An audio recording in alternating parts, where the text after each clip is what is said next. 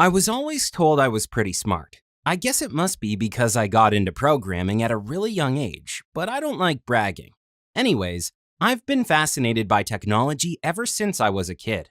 My parents entered me into programming competitions and hackathons after I begged and pleaded for weeks, though they weren't sure I'd be able to win any of them. Not because they didn't believe in me, but come on, most of the guys signing up for those tournaments were far older than I was. Still, I would beat the competition and amaze both my folks and those judging the events. I loved it. It was so much fun, and I learned so much. When the iPhone came out, I was amazed by it. Then the App Store was released, and that's when everything changed for me. I began realizing that people got so addicted to those silly little games and how easy it was for them to become popular. So I wondered if I could make one of my own and have people actually enjoy it. It seemed like such a fun way of challenging myself, and so I spent the following 2 months working on an app all by myself. I had my best friends try it out first, and they absolutely loved it. They'd play it for hours at a time and even ask me for advice on how to move forward faster, which I was more than glad to help them with. But as I began asking myself how to actually release it, I realized there was a major problem with my plan, and that was my age. You see, I was 12 at the time, and I couldn't publish any app under my own name, not until I turned 18. I was so bummed at first. I had put so much effort into it, and it was a great product, but no one was going to be able to enjoy it. No one except for my friends, that was, but it didn't feel like enough. I talked to my parents that night, feeling really heartbroken. I explained how hard I had worked on it and asked them, begged them actually, to let me publish it under their names. We discussed the idea for a while, and I could tell they were a bit hesitant at first, but eventually my dad gave me the same smile he offered me when he agreed to let me enter all those hackathons. "All right, son, if you want it that bad, we'll give it a try," he told me, and I knew right then and there that I'd always have my parents' support, no matter how odd my ambitions might seem to them.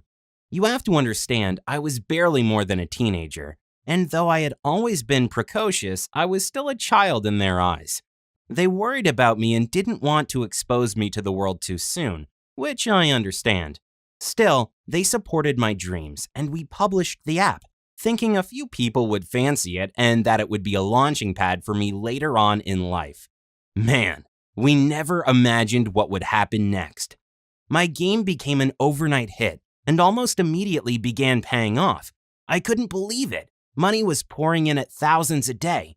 Every single hour, more and more people downloaded it. I had never felt happier before. The reviews were so positive, and my parents were gleaming with pride. The absolutely best part, though, was being able to give the money to my parents. You see, I come from a working-class family.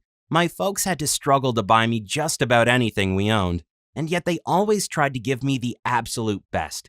They paid for my extracurricular lessons to encourage me always to keep learning, and I was so thankful for all their effort. I wanted to give them back a bit of everything they had done to me through my life, and that felt so rewarding. Eventually, the craziest thing happened.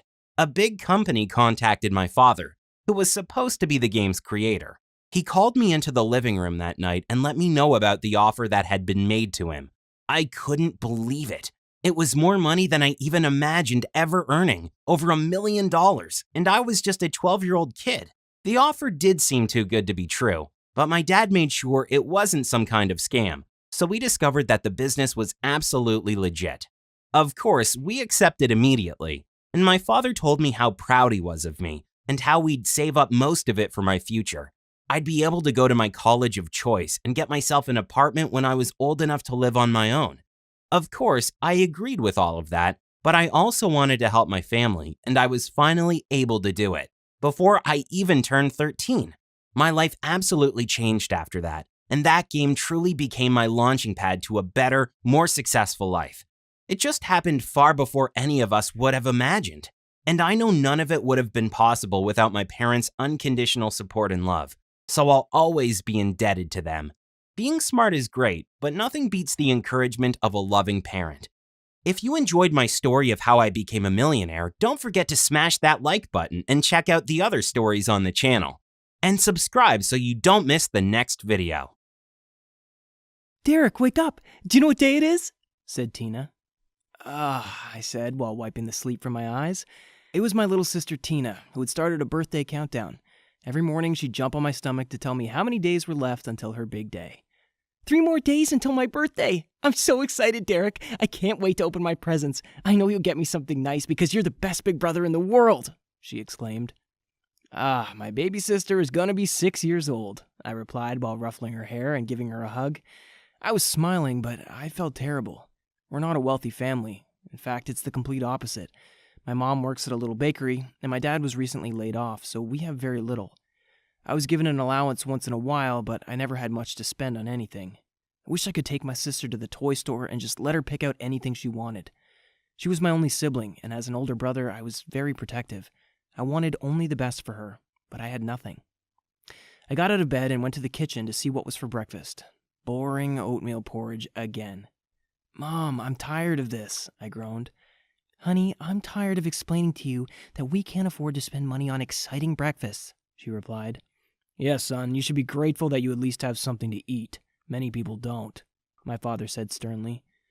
I sat down and ate quietly. It was true. While I didn't have much, there were still many who had less, and I guess I should be grateful. Yum, said Tina. She was adorable. She liked anything. After I finished breakfast, I took a shower and got ready for school. My parents chose to send me to a private school because they believed it was better. It was costing them an arm and a leg, but they decided our suffering would result in me landing a lucrative career, which would eventually make them proud. Anyway, it was good because at least I got to wear a uniform, so my classmates would never know that I only had 2 or 3 outfits. Still, it sucked to be the only poor person in the entire school. Almost everyone at that place lived in mansions and had practically everything. Then there was me, the guy with one uniform because my parents could only afford one. I wore the same one every day. That morning I was almost completely dressed when I realized I was missing a sock. I searched everywhere for it. It wasn't in the closet, on the chair near my desk, anywhere. My last resort was to check under the bed. As I knelt and peeped in the darkness, I noticed a crispy $50 bill on the floor next to an old shoebox. What? I thought. I've never been able to save that much my whole life, so where did this come from? I picked it up and without a second thought, I shoved it into my pocket. I was so excited that I ran out of the house and was just in time to catch the bus. Luckily, my pants were long enough to hide the fact that I was still missing a sock. My day was quite uncomfortable. Have you ever tried walking around with a missing sock? But I caught up with my best pal Miles at lunchtime. You're so irresponsible. Anyway, you're lucky my parents are strict and that all I have in my house are books and board games. Otherwise, we'd be in the same boat, I replied. One day that'll change. You're the smartest person in our year. I'm sure you'll be rich someday, he exclaimed. Speaking about rich, this morning I found a $50 bill under my bed. That was so weird, I told him. He began to laugh. Well, Derek, I think you should check under your bed every morning. Maybe soon you can actually buy me more games. I laughed too, and then the bell rang, so we both went to class. When I got home that afternoon, Tina came running towards me with her hands in the air. 2 more days until my birthday. Have you bought me my present? She screamed. What do you want, anyway? I asked. I want an LOL doll, 2 Barbie dolls, a stuffed unicorn. She went on and wouldn't stop. I ate my boring dinner, did my homework, showered, and went to sleep. The next morning, I realized I still hadn't found my sock. I remembered Miles's joke and looked under the bed again. There was $100 there. Even though he meant it as a joke, it was really there, and much more than yesterday. All I could think about was what I'd buy for Tina. Her birthday was the next day. I quickly put my money into my pocket and left for school. After school, I went to the toy store and bought everything I could for $150. I walked home with my bag of presents, feeling like the world's best big brother. When I got home, Tina ran towards me like she usually did. Derek, 1 more day until my She paused. Are these all presents for me? She squealed. Yes, but you can't open them until tomorrow, I replied. You're the best big brother ever, she said and ran to tell our parents. I went to my room to change and started on my homework. Suddenly, I heard a knock on my door. Derek? It was my mom. Yes, Mom. How did you buy all those presents for your sister? You aren't doing anything you shouldn't be, are you? She looked at me suspiciously. No, Mom, I've been saving for a very long time, I lied. Okay, well, I just wanted to say thanks. Your father and I were only able to afford a birthday card this time, and I was going to take one of the leftover cakes from the bakery after work. So we're very happy she has presents. I'm happy I raised such a responsible young man, she said proudly. She walked away, and I began to imagine what I would do if the money kept appearing under my bed. But who kept putting it there? Was this magic? I was very confused, but it was making my family happier, so I decided not to think about it too much. Before I left for school the next morning, I made sure I checked under the bed again. Believe it or not, there was $200 there. After that, every morning when I checked, the amount of money increased by $50 from the previous day. In what seemed like no time at all, I had saved $1,000. The money was always placed in the same spot under the bed, and I could still not figure out where it was coming from. One afternoon, I decided to talk to Miles about it. I explained the situation, and he looked puzzled for a while. Then he finally replied, "Dude, that's really weird. Anyway, we should spend some now. You deserve a few new things, and then we can spend the rest at the arcade." I agreed, and later we had a great time. I bought myself some new outfits, uniforms, a backpack, shoes, and yes, lots of socks. After we spent a few hours at the arcade, Miles came up with an idea. "Hey, let's get some fake IDs and have some fun this weekend. There's this new club I want to check out," he said. I don't know if that's the best idea, but okay. How much is it going to cost?" I replied. I'd never done anything out of the ordinary like that before. About $50 each. You just need to send me a picture by tonight, and we'll have them the next day," he said. I gave him the money, and he smirked. The next day was Saturday. I looked under my bed again, and there was more money. "Great," I exclaimed while I counted the hundreds. I put some away and put some in my wallet to spend at the club that night. Later, I met Miles, and he gave me my fake ID, which looked surprisingly real. I was now a 25-year-old man named Joseph. I laughed. "Okay, let's go have some fun," I said. "Yes, but before that, I have a surprise for you. We're waiting for 2 other people who will come with us," he said. "Huh?" I replied as I saw 2 of the most beautiful girls from our school approach us. "Here's your date, Derek. This is Stephanie. I'm sure you met before," Miles said. I had a crush on Stephanie since middle school, but she always ignored me. Tonight she was actually my date. I couldn't believe it. Stephanie looked gorgeous. She was wearing a purple mini dress and looked at me like she was actually excited. Hi, I said to her shyly. "Don't be shy with me. We're gonna have an amazing night," she replied. And that we had. My night was insane. We drank, danced, and partied like never before. Stephanie stayed by my side the entire time, and I was able to buy drinks for her and all of her friends. I felt like a real man.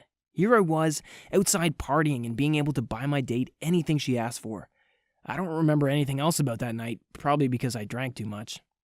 On Monday morning, I was the talk of the school. Apparently I was so drunk that I ended up kissing Stephanie in the middle of the dance floor. Someone took a video and posted it on Instagram, and now everybody knew. It was the beginning of my new life. People actually knew who I was now. As the weeks went by, I became the most popular guy at school.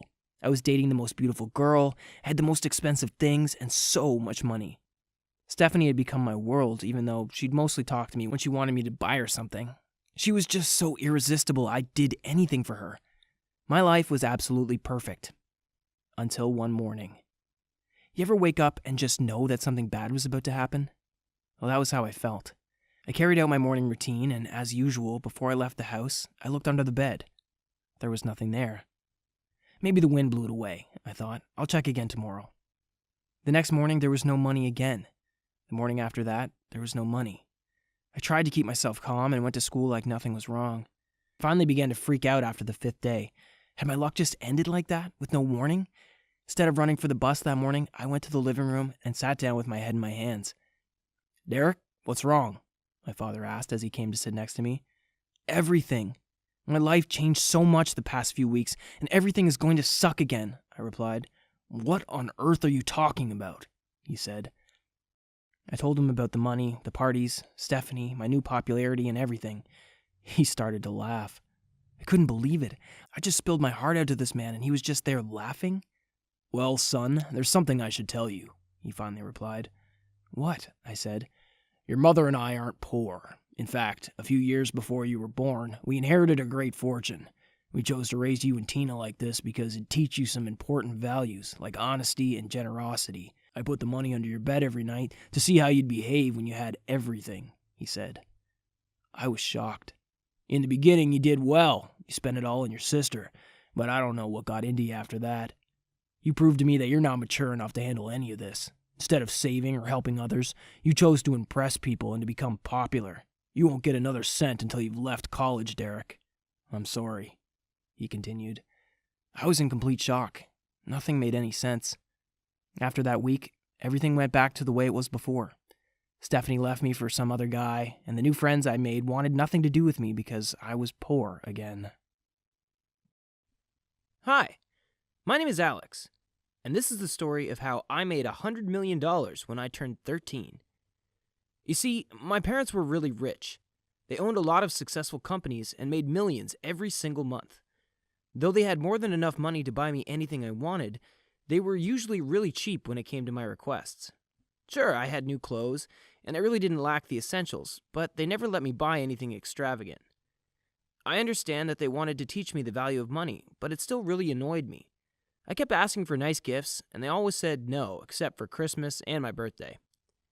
At school, I was always really popular. Kids wanted to be around me, and I had a great time in class. I got great grades, and all my teachers seemed to really like me. My classmates wanted to ride with me in the amazing car my dad had bought for me. I was really young, so you can imagine I didn't drive it. I had a personal driver to make sure I got around safely. Now I realize that those kids liked me because of my dad's money. But I didn't really mind back then. It was nice to be so popular and always have people waiting to spend time with me. I felt so important. One day, though, everything changed. I arrived home after school and was surprised to see Mom already waiting for me in the living room. She usually had a busy schedule, and I spent a few hours with my nanny before she arrived. Mom gave me this quiet look, and I immediately knew something was wrong.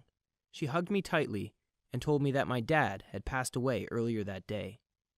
I was stunned. Dad had shared breakfast with me that morning, and everything seemed normal. I asked what happened, and she told me it was his heart. There was nothing the doctors could do. I was heartbroken. I loved my dad dearly, and he was a great man. He didn't deserve to pass away so soon. I missed a whole week of school, but eventually Mom convinced me I had to keep going and move on. It was hard, but I tried my best to put on a brave face. About a month after Dad died, I was informed about his will. Mom, of course, got a sizable part, but I was the main heir.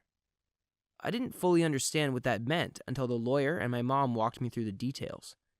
Dad had created a trust fund for me in case of his death. This included all his properties except our main house and a cottage in the mountains my mom inherited. But there was so much more. The yacht, the private plane, and his whole collection of ancient coins. The biggest surprise, though, was the bank account. It had more than $100 million in it. I was shocked and asked my mom if all of it was true. She told me it was, and that I deserved it as his son. I asked Mom what would happen to her. She hugged me and thanked me for being so sweet. She explained there was nothing I should worry about. She was still the main shareholder in all Dad's companies, and she had more than enough to live comfortably for the rest of her life. Dad would never leave her without a penny. I couldn't fully comprehend the sheer amount of money and properties I had inherited just a few days after my 13th birthday.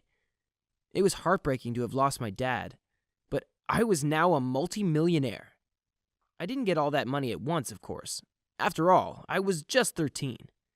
I got a stipend of $1 million a year and would get the rest when I turned 18. It was still an insane amount for a teenager, and I began spending a lot of money on silly things. My mom recommended I keep quiet about my inheritance, but I was so foolish I didn't listen. My friends began asking for loans, and worse still, so did my family. Not Mom, of course, but my cousins and uncles. They weren't so well off, and I wanted to help them. What I didn't realize was that they were taking advantage of me. It wasn't as if they really needed money for an emergency. They kept asking for $50,000, and then a few months later, begged for more. It seemed like they saw me as their piggy bank. At first, I was too young to understand I was getting taken advantage of, but when I turned 16, I began to comprehend something was fishy about all the sob stories they told me. When I turned 17 and entered my senior year of high school, I finally told my mom about all the loans and gifts I had given over the years. She was so angry. She had a talk with all of my family and forbade them from ever asking for anything from me again. Mom began giving me investment tips and had a long talk with me about not letting people take advantage of my kindness. My mom and I are closer than ever now, and I'm very thankful that she stands up for me whenever I need it. But now I'm a few months away from my 18th birthday, and I'm so nervous. So far, I bought a lot of silly stuff and have everything I could possibly want, but I'm about to get my entire inheritance, and it's so much money. I don't even know what I'm supposed to do with my big payday. I'm thinking about donating a portion to charity so that people who aren't as lucky can get back on their feet. But what should I do next? Buy an apartment? Pay for college? Buy an island? Make investments? I'm honestly not sure. I need some advice. What would you do with this money? Please let me know in the comments. Thanks for watching. Don't forget to subscribe and check out the other videos on the channel. I think my parents sold my sister for $1 million. But hold up. I need to backtrack and let me start from the beginning. Growing up, we didn't have much money. Sure, we had enough to survive, but we were by no means well off. Some nights, all we had to eat was some packets of mac and cheese. And other times, all we had was stale bread with a bit of peanut butter spread on top. We lived in a tiny house with tiny rooms and a tiny TV. All four of us lived in that small space. My parents and my sister and I. And we didn't exactly all get along. My sister Jessica was 4 years older than me, so we found it hard to bond. She was pretty rude to our parents as well, and she would always yell at them, breaking things with her huge temper. One time, she grabbed this pretty vase my mom had just bought. It had such pretty floral designs with pinks and blues. And then she threw it across the room in a rage, smashing it into dozens of pieces. She threw it because she was annoyed at her mom for not letting her go to a party that night. Me? I was pretty quiet most of the time. I kept to myself, and I always tried to stay out of Jessica's way. We had to share a bedroom between us, and of course, she got the whole bed to herself. She forced me to sleep on the floor, on the tiniest bit of blanket. I would complain to my parents, telling them how unfair it was, but they couldn't do anything. I think they were scared of Jessica. She was bigger than them, even as a teen, and she could hurt them if she wanted to. Jessica was basically the boss of the house. There was another time when I accidentally spilled soda on Jessica. I was in the kitchen with the drink in hand when Jessica burst in and barreled straight into me. The cup of soda went flying and landed right on top of Jessica. I was petrified. When I looked into her eyes, I saw pure fury. I swear I saw a glint of red pass through her eyes. She chased me around, both of us screaming, with me in terror, her with rage, until she grabbed me and slapped me in the face. I started crying and my parents came in asking what happened. Jessica eyed me from the corner of her eye with a clear message. You tell them what happened and you're dead. I shook my head at my parents, saying I tripped and fell. They believed me, but Jessica still gave me a dangerous look afterwards. My sister was horrid. I really think those were some of the worst years of my life. Every day was a nightmare, trying to survive around Jessica's hot temper. My parents were kind, but they were weak around Jessica, and she got whatever she wanted. Well, at least whatever we could afford. But then something changed. Gradually at first, before everything in my life literally flipped on its head. We started getting better groceries. My mom would come home, sometimes even smiling, and her bags would be full of fresh vegetables and meat and fish and healthy snacks. She even bought herself and Dad a bottle of this really classy wine. I was so confused. Neither of my parents had gotten a new job. How could they afford all this expensive stuff? But I didn't think much of it. I was just glad for the better, tastier food. A few weeks after that, my parents bought a new car. It was a sleek red Honda with 6 seats and TV screens inside. I couldn't believe it. This must have cost a huge fortune. Where was all this money coming from? One time I asked my mom about it, but she just laughed it off, saying we had the money, so I didn't need to worry about it. But I was still confused.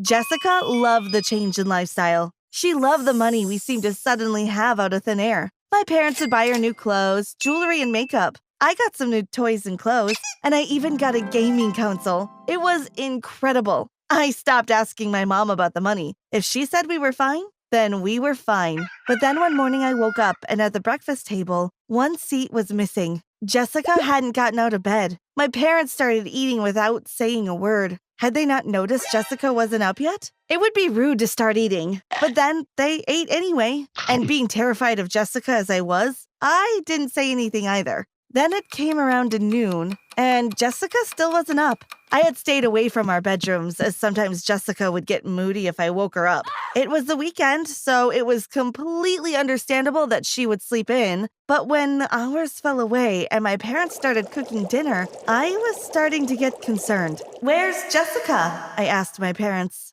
They looked at each other, giving an odd look. Then my mom spoke. "Don't worry about her. She's fine." "Is she sick?" I asked, worried. My dad shook his head, chuckling. "No, she's not sick." I looked at them both perplexedly. "What happened?" "Don't worry," Mom hushed. "Just eat your dinner." I was used to obeying and staying quiet, so I did just that. I ate my dinner, steak with fries, and went to bed. As I slowly opened my door, I was expecting to see Jessica's sleeping figure in the bed, but she wasn't there. It was completely empty. I gasped, running straight into my parents in a panic. "Jessica's gone!" I cried. My mom looked at me, seemingly unfazed. "Jessica's just going to spend some time away for a bit, but don't you worry." I looked at Dad in urgency. "What? Where's Jessica?" "She's in a better place." My eyes widened at the words, but he patted my arm consolingly. "Oh, not like that," he said. "Jessica is fine. It's just she is going to be away for a few days. But you should be happy. You have the whole room to yourself." I nodded slowly. "But where is she?" Mom frowned. "Stop with all these questions. Go to bed." "But," I started until my dad cut me off. "Listen to your mother," he said. I looked down defeated and trudged over to my bedroom. The bed was still empty. I could sleep in it tonight. I crawled into the covers. It was so comfy. Maybe I could get used to Jessica being away for a while. That night, I had the best sleep of my life. My parents said Jessica would be gone for a few days, but then the first week went by with still no Jessica. Then a couple of weeks. Then a month. I hated to admit it, but I missed Jessica. I asked my parents again where Jessica was, but they just told me to be quiet. And meanwhile, more and more money seemed to be pouring in. We got a new TV. We got new kitchen appliances. I saw my mother walking around with a diamond necklace. My dad had a Rolex watch. I even got a new phone, the latest edition, and yet there was no Jessica.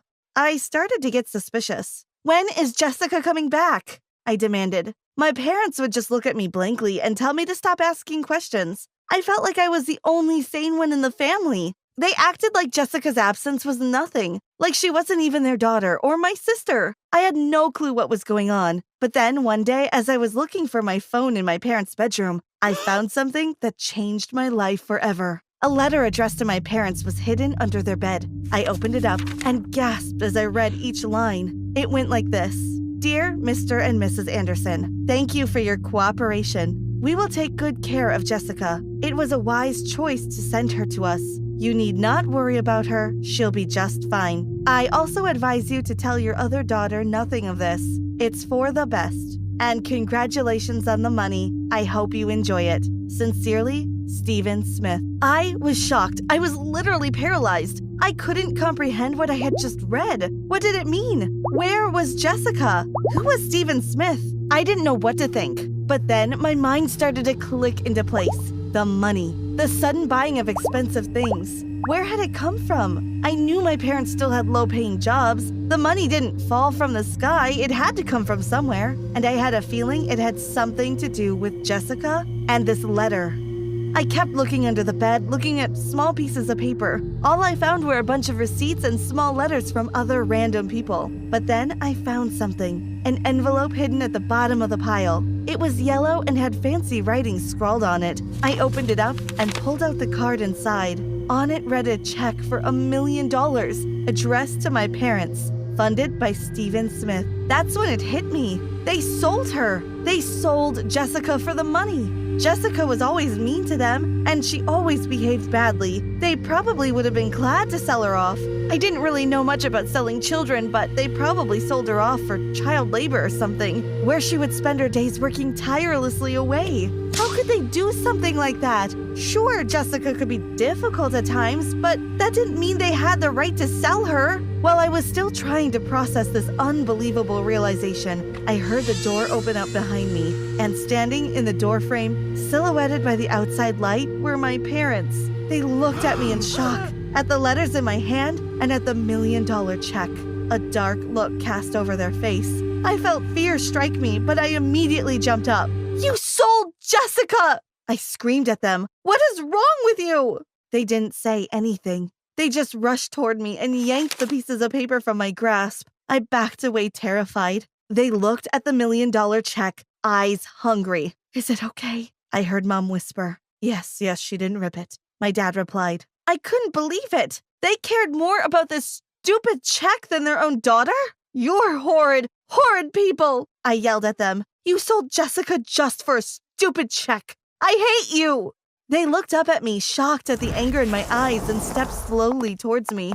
"Darling, it's not like that," said Mom. "Oh, what? You traded her or something?" I cried. "That's still no excuse." "We didn't sell Jessica, honey," said my dad quietly. "We sent her." I interrupted him. "Yeah, to Stephen Smith. I know all about it. You sold Jessica into labor or something." Then, to my horror, my parents started laughing. I shrank back in repulsion. "How dare you laugh at something like this?" I accused. My mom wiped tears of laughter from her eyes. "Oh, darling, that's not at all what happened." I frowned. "Well, if that's not what happened, then where's Jessica?" My parents looked at each other, then nodded. They explained it all to me. A few months back, they entered this lottery competition, which was funded by this billionaire, Stephen Smith. He was hoping to give back to the poor community, and he offered a free lottery to those who could hardly afford to live. They entered the lottery never believing they would win, but they just had to try it out. And to their joyous surprise, they won. But Stephen Smith told them it had to be kept secret, because other people in the neighborhood might get jealous. They won the $1 million, and life was great. But Jessica was still mean and undisciplined. They feared she would grow up into this selfish, rude person. And that's when Stephen Smith offered to take Jessica from them. Not to a labor factory, but to a rehabilitation camp. She would be treated by professionals to learn discipline and to treat others with more respect. She was going to be there for a year. It was Stephen Smith's own project, but it was very expensive. But since my parents had $1 million, they could afford it, and they sent Jessica there for her own good. But I was still confused. "Oh, why didn't you tell me this before?" I asked. My mom sighed. "Stephen Smith told us it was for the better not to tell you. You might feel scared or worried, and we didn't want to put that kind of pressure on you. But I see now that it was the wrong choice. We should have told you ages ago." "We're sorry," said Dad. I nodded, burst out crying, and we all hugged. "When will we see Jessica?" I asked. "We can visit her tomorrow if you want." The next day, we drove for a few hours until we arrived at the rehabilitation camp. As soon as we got there, Jessica came running towards us, and she crushed us with a huge embrace. I was shocked. Jessica had never hugged me before. "I missed you," cried Jessica. My parents sighed in relief, and so did I. I missed Jessica, too. "Jeeves, could you get me some soda?" I demanded from my butler. His name wasn't really Jeeves. I just called him that for fun. "Yes, sir," he replied. "Make me a sandwich while you're at it," I said. He nodded and left. Having people refer to me as sir made me feel quite important, especially since I was only in my last year of middle school. My parents owned several luxury hotels in the South Pacific, and in addition to that, my mom was the heir to a massive family fortune. If you want to have a massive fortune as well, let's get this video to 50,000 likes, and everyone watching this video will be rich. Really? So I guess you could say I grew up like a prince. Servants pampered me, and I had to do nothing for myself. My bedroom was the size of a middle-class family's house, and I'm not exaggerating. It had everything you could imagine. I had my own arcade, 2 televisions, a cotton candy machine, basketball court, jacuzzi, and a section I like to call the zoo. It wasn't a real zoo, of course, but it was where I kept my exotic pets. A squirrel monkey, royal python, Komodo dragon, and an ordinary poodle I called Frank. But apart from that, I was a regular kid. I liked video games, hanging out with my other rich friends, and playing sports, especially football. The best part of my life was that my parents weren't overbearing or controlling. They wanted me to grow up into a self-sufficient, independent person. That meant they pretty much let me do whatever I wanted. So I got to hang out with my friends and do whatever I felt like doing. One Saturday afternoon after football practice, I was walking around town with my friend Andy. We were feeling really hungry after a pretty intense practice session, so we decided to stop at a 7-Eleven and grab a snack. As I left the building with a Slurpee the size of my head, an old man bumped into my shoulder and half of my drink spilled onto the pavement. "Hey, watch it," I said angrily. "I'm sorry," he replied. I took a good look at him and realized that he was wearing dirty clothes and he looked like he hadn't showered in months. "I haven't eaten all day. Do you have $5 to spare?" he asked me. "Sure," I said while digging into my pocket. I handed him the money. "I don't have anything to eat tomorrow either. Do you have any more cash to spare?" he asked. I looked at Andy and we started laughing. "Look, old man, I already gave you $5. That's enough," I said. "You're a spoiled little brat and you will never understand what it's like to be a person like me, homeless and abandoned by everyone. You'll never know what it's like to have nothing," he screamed. As I sat alone in my room that night, I thought, my identity does not revolve around all this money. I'm pretty sure I'm strong enough to survive as a homeless person. Maybe I'll take this old man's words and use them as a challenge. I'm going to move away from my perfect life for a while. I just need a plan, I continued thinking. The next morning, I convinced my parents to send me to a private high school in France for 1 year. It was summer and I was supposed to be going to an elite high school nearby in a few weeks. I explained that moving to France would be better for my development and independence. I'd also learn a new language. They agreed right away, made the plans, and bought the ticket. I couldn't believe how easy that was. In reality, I'd only be moving 2 towns away. I had already enrolled myself in a poorly funded high school there. When it was time to leave, I pretended that I was all packed and ready to go to my new school. My parents dropped me off at the airport, and as soon as they left, I took a bus to town. I found the old man I had bumped into a few weeks before and gave him my suitcase. "You can have all this stuff. I don't need it," I said, and I was left with 1 backpack and $50. I got onto another bus and embarked on my new journey as a homeless person. When I arrived at my stop, I got off the bus. Now what? I thought. I had no clue what I was supposed to be doing as a new homeless person, so I just walked around aimlessly for a few hours. I began to feel very tired and it started to get dark, so I decided to sit at a table outside a cafe. A waitress came up to me and said, "Sir, I am sorry, but seats are reserved for paying customers only." I went in, bought a cup of hot chocolate, and went back outside. I only had $40 left. I don't know when it happened, but I fell asleep and was woken up hours later by the same waitress. "We're closing now. You have to leave," she said. I stood up, went across the street, and waited for them to pack up and leave. Afterwards, I went to sit on the floor in front of the cafe. I took out my phone and sent a message to my parents. "Hey, I've arrived safely. France is great so far. We're happy for you. Have fun," they replied. This became my daily habit. I'd walk around the town and I'd find different places to freshen up. Libraries, restaurants, anywhere. I begged strangers for money to buy food, and when it was time to sleep, I'd just settle in front of the cafe. I was grateful on my first day of school because it meant I'd get to take a break from the same old routine every day. The school looked like it was falling apart, and the students there were certainly not the crowd I was used to. I found my first class and sat down at the back. Pieces of the ceiling were falling off. There was terrible lighting, and the air conditioner didn't work. But those were the least of my worries. Everyone who walked in turned up their noses at me. "That guy smells like a garbage truck," said one of my classmates. He pointed to me while his friends gathered around him and laughed. The teachers were no better. They were mean, harsh, and they all looked like they hated their jobs. I was having the worst day ever. I sat in the cafeteria eating my lunch alone when a girl came and sat in front of me. "Hi, I'm Melody," she said. "I'm Eric," I replied, sort of embarrassed to be talking to a girl in my condition. "I've seen you some nights, sleeping outside on the street. Are you homeless? Where are your parents?" she asked. "My parents died in a car accident, so I'm pretty much alone," I lied. "Don't you have other relatives who could have taken you in?" she asked. "No," I replied. "I'm sorry to hear about that. I really am," she said. She looked really sincere. She slid a pink slip of paper into my hand and then she left. I opened it and it contained the directions to a homeless shelter. After school, I decided to head straight there as I was in desperate need of a shower. I also wanted to sleep in a real bed and maybe change my clothes.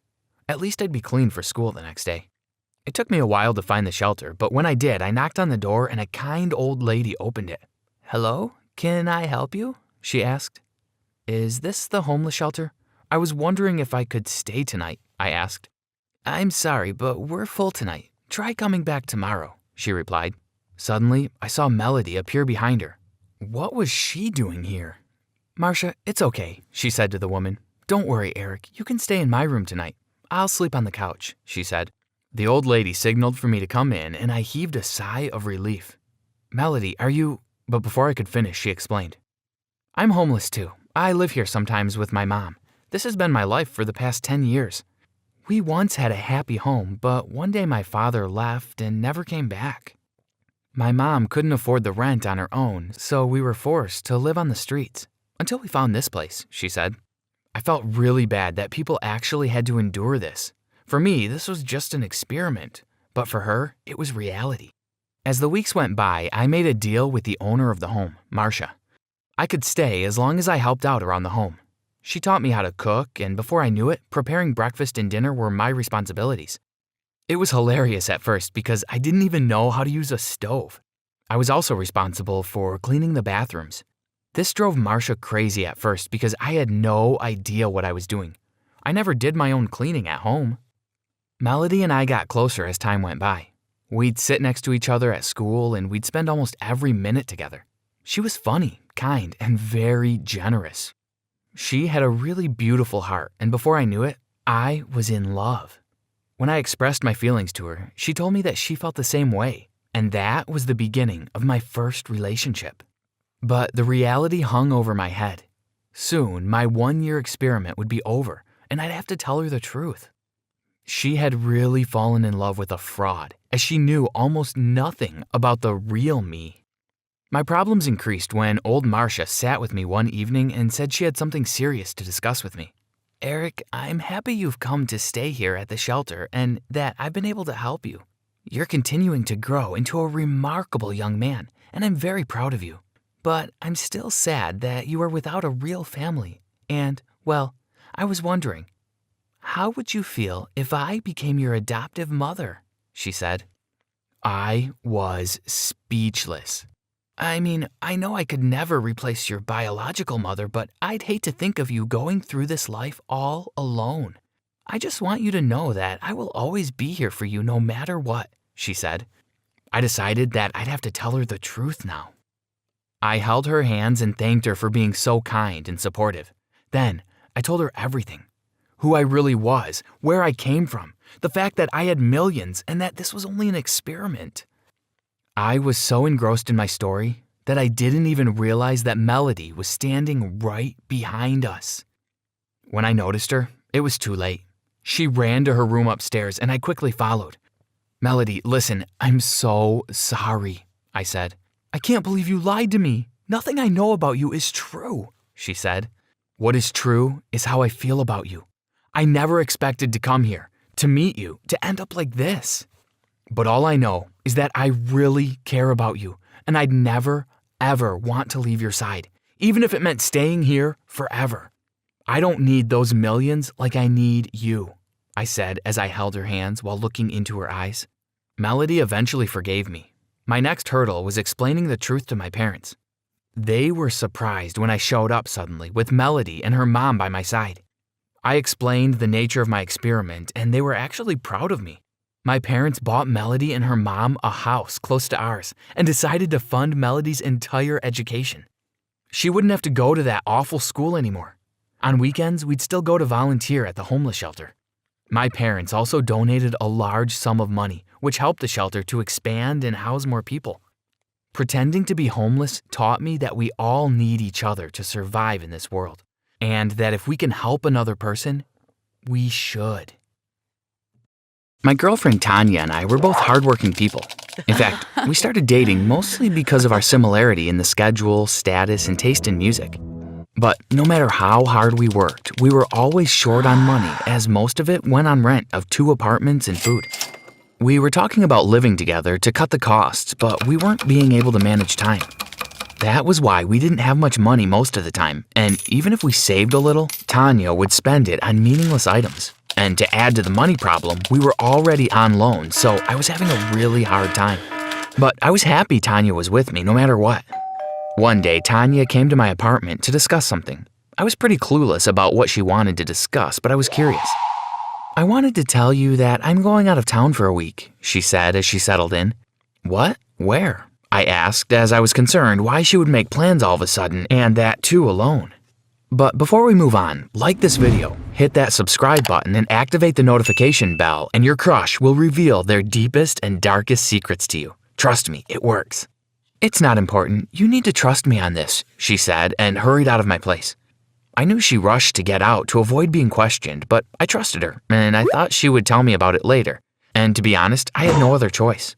So I waited for her to come back, but it was really hard maintaining my patience, especially because I didn't hear from her throughout the week. I even tried calling and left a text, but got nothing in return. And because of that, I lost all my focus from work, wondering where she went and why. The week had passed, and I still hadn't gotten any texts from her, so I went to her apartment to check if she had returned, but the apartment was still locked.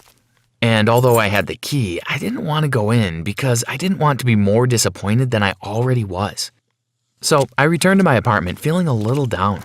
But when I went inside, I felt like someone was already in there.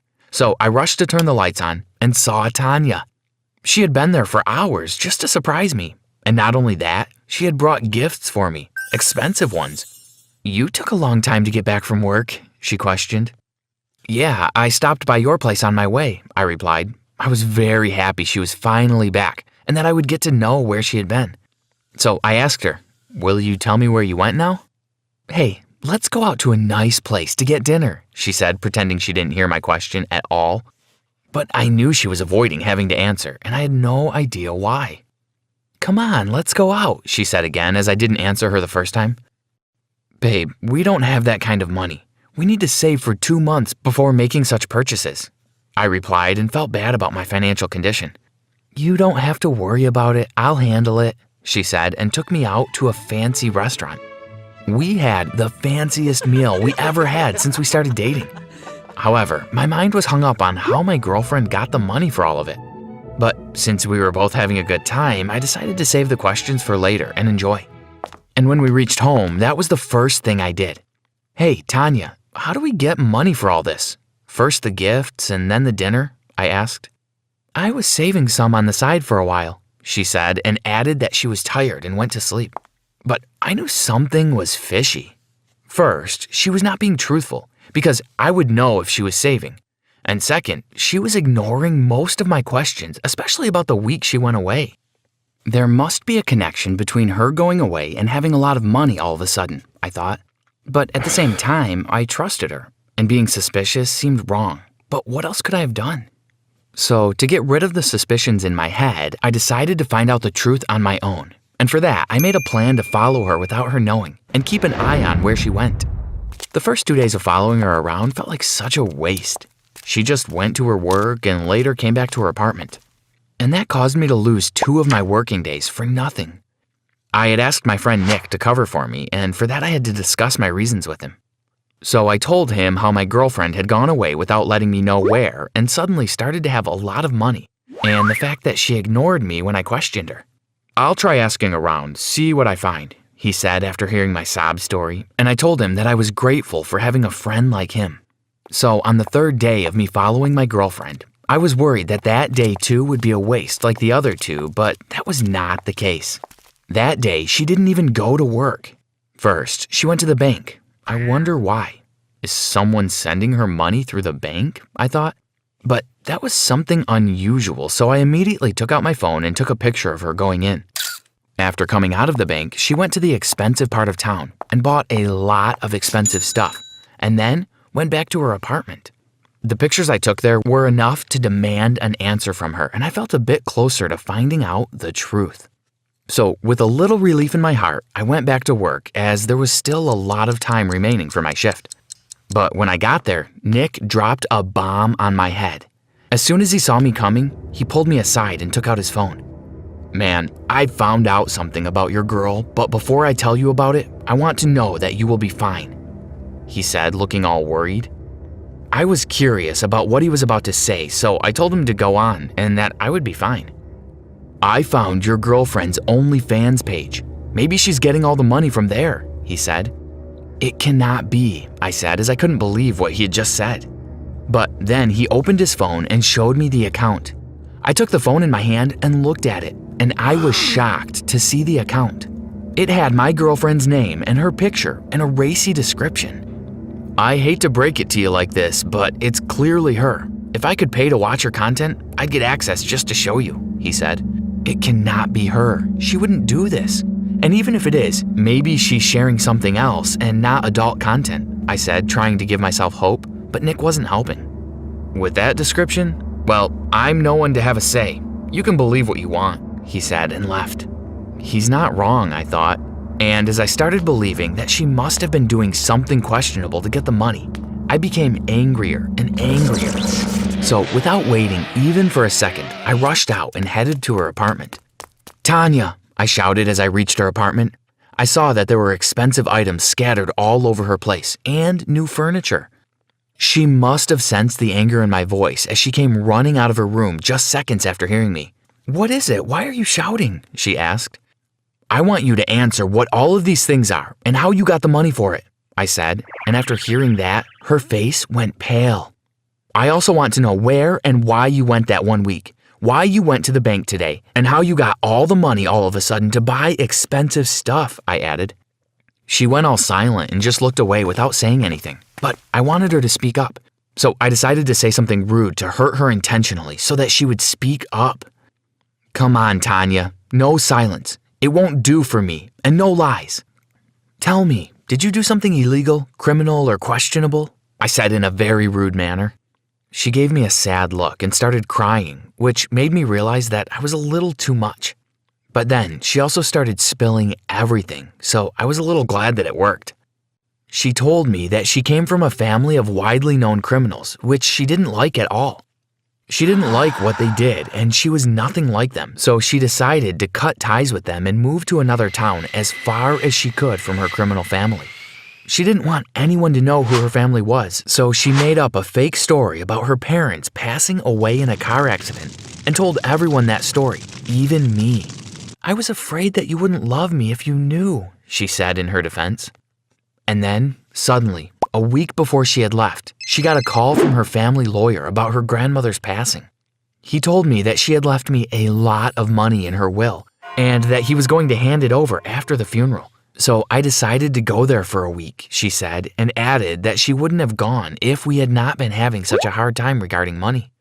Meanwhile, as she was explaining, I was feeling worse and worse about my behavior, but she kept on speaking. "And today, I went to the bank to pay our loans off as that was the first thing I wanted to do. I am so sorry I didn't tell you everything in the beginning," she said, and continued crying even louder. I tried to calm her down, but in my head, I was still wanting an explanation of the OnlyFans account, but she completely stopped talking, so I went on and asked, "What about your OnlyFans account?" She stopped crying and looked at me. "Only what?" she questioned and looked somewhat clueless. So I showed her the account, and her reaction was completely unexpected. She looked scared, but not the guilty scared, but honest scared. "I don't know what this is and who did this. It's not me. You can check all my electronics," she said, and begged for me to trust her.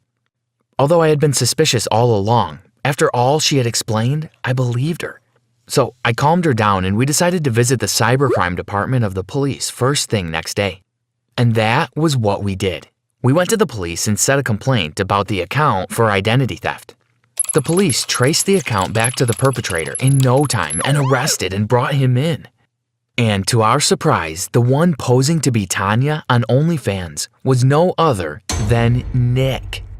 I felt so bad about trusting a snake instead of my girlfriend. I didn't even want to see his face, but I wanted to know why he did what he did. And it wasn't that hard. He easily gave me an answer when I questioned him about it. He confessed to me that he had a crush on Tanya for a very long time, and after he saw trouble in our relationship, he saw a chance to break us up and then get together with her. "She deserves a hero like me, not a loser like you," he screamed as the police took him away. After that, I apologized to Tanya for a ton of things, following her, doubting her, and shouting at her. She accepted the apology, admitting it would have never come to it if she had told me everything in the beginning. And then we headed out to have a breakfast date. Thanks for watching. What would you do if your lover started having a lot of money all of a sudden? Let us know in the comments. Don't forget to subscribe and check out other videos on the channel. Hi, my name is Jason, and this is the story of how I went from broke to rich. It doesn't begin as a happy story, but thanks to my parents' efforts and a few wise investments, I was able to turn my life around. When I was growing up, I'd get online and see all these people living wonderful lives I couldn't afford. They'd live in wonderful mansions, travel all around the globe, buy expensive clothes, and own all kinds of pets. I wanted so badly to be like them, not see my parents worrying over the little money they made monthly. They worked so hard to provide for me, and I'm so grateful for all their effort and love. I promised myself I'd one day be rich and I'll buy a big, nice house for my mom and dad to live in. I was too young to get a job, and Mom didn't allow me to apply for half-time gigs since she was worried I'd stop paying attention to my studies. She wanted me to graduate and make something out of myself. Then one day, tragedy struck. I arrived home from school to find my mom sitting in the living room, sobbing her eyes out. It was heartbreaking to see her that way. She hugged me tightly and after a while, managed to tell me what had happened. My dad had been in a car accident, and he had died before even reaching the hospital. I couldn't believe it. Now Mom and I were alone, and the man who raised me and I looked up to was gone. The next few weeks were awful. I could barely get out of bed at first, but little by little I started accepting Dad's death. It was a struggle, but I went back to school and continued studying. My mom came home from work one night and she called me downstairs. She had news for me. Apparently, Dad had a secret saving account he had been keeping for years, saving up for our future. My mom decided I would be getting $10,000 out of it, as it was his inheritance, and she wanted me to try and fulfill my dreams of investing my own money. She reminded me to be careful about it, but that it was time for me to live my life. Losing Dad had reminded her how short our lives could be. I took this responsibility seriously, and though I was heartbroken about my dad's death, I was happy at least I'd get to finally start making money for myself. So I began researching what I should invest my newfound money on, and heard about a brand new toy called the fidget spinner. I knew instantly it was going to be a big success. I've always followed my gut feelings, and I was wise enough to listen to it as well that time. I bought as many as I could afford, and only a few weeks later, it became this massive trend. I began selling them for 10 times what I had gotten them for and made a great profit out of them. It wasn't enough though, and so I continued with my research. A friend of mine introduced me to something I had barely heard of till then, Bitcoins. After finding out more about this cryptocurrency, I decided I needed to invest in it as well. When I got the Bitcoins, about 20 or so of them, they cost about $1,000 each, and I hesitated for a moment before buying them. My instinct, though, told me it was the right move, and it wasn't wrong. A few months later, the Bitcoin's price had skyrocketed, reaching over $15,000 each. I decided it was the right time to sell, and made over $200,000 profit from my new investment. Now I had to begin thinking bigger. It was time to really take a leap of faith and trust my gut for real. I wasn't dealing with a few $1,000s any longer. So I decided to buy a rundown house. It was the scariest decision of my life. The house was an absolute mess, and there were times I was sure I'd have to have it demolished. I hired a few great handymen who worked hard to turn the abandoned-looking home into an actual dream house. I ended up putting $50,000 into repairing it, even adding flowers to the backyard, making it look beautiful.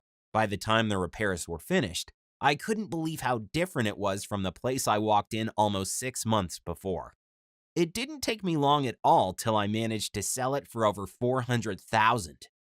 I decided to take the profits I made from the previous investment and repeat this project 2 more times, with a couple of new rundown houses in the same neighborhood. I got a huge profit each time. By then, I had already turned 21 and was making a decent living, but I wanted more. This time around, I consulted with real estate professionals and managed to buy an apartment complex for over $1 million. That might sound like a lot of money, but it was a bargain considering its size.